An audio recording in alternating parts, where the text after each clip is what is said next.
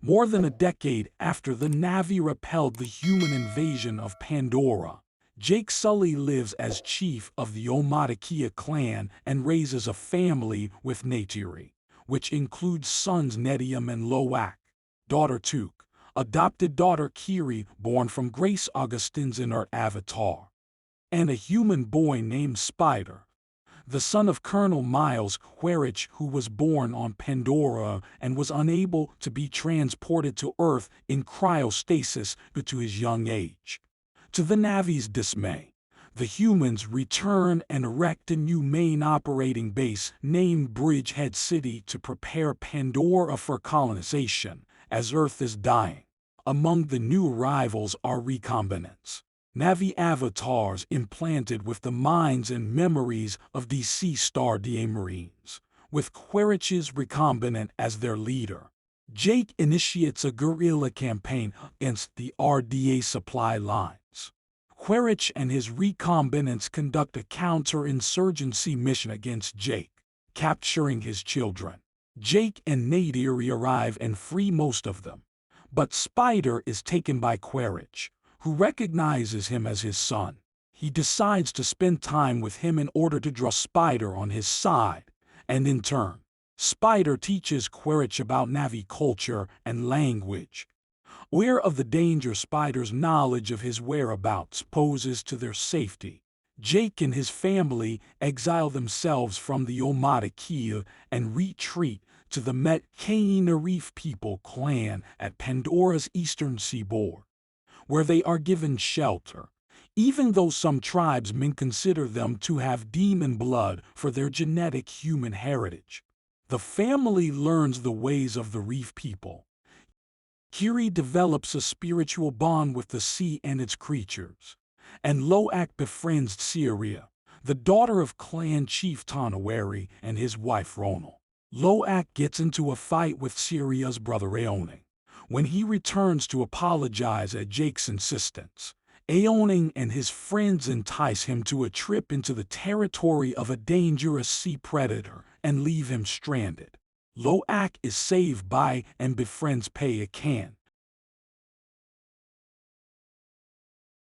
a Tulkun, an intelligent and pacifistic cetacean species whom the Metkayina consider their spiritual family. Upon his return, Loak takes the blame on himself, winning Aoning's friendship, but is told that Metkayina is an outcast among his species. On a trip to the Metkayina spirit tree, Kiri links with it to meet her mother but suffers a violent seizure. She is healed by Ronald, but when Jake calls Norm Spellman and Max Patel for help, Quaritch is able to track them to the archipelago where the Reef People live. Bringing Spider with him, he commandeers a whaling vessel which is hunting Tulkans to harvest their brain enzymes for creating anti-aging remedies called Amrita. Quaritch begins to brutally question the indigenous tribes about Jake's location. When this proves fruitless, he orders the whaling crew to wantonly kill Tulkans in order to draw Jake out. Loak mentally links with Metkayina and learns that the Tulkun was cast out because he went against the ways of his species and attacked the whalers who killed his mother. When the Metkayina learn of the Tulkun killings, Loak takes off to warn Metkayina, followed by his siblings, Syria, Aoning, and Roxo.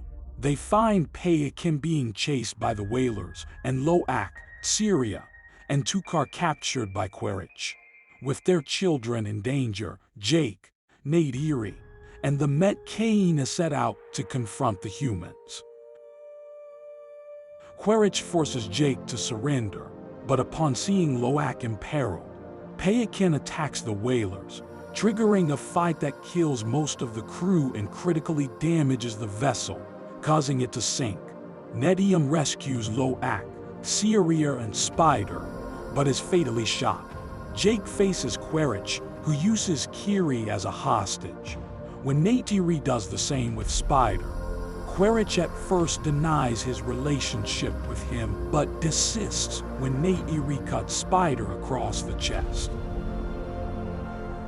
Jake, Quaritch, Neytiri, and two Kindup trapped inside the sinking vessel.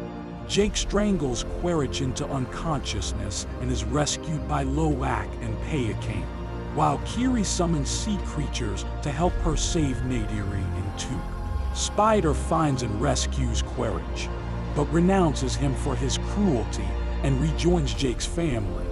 Ternetium's funeral, Jake informs Tonawari and Ronal of his decision to leave the Metkayina. Tonawari, however, respectfully identifies him as part of the clan and welcomes his family to stay. Jake and his family accept and forge a new life at sea, with Jake vowing to keep fighting the human invaders.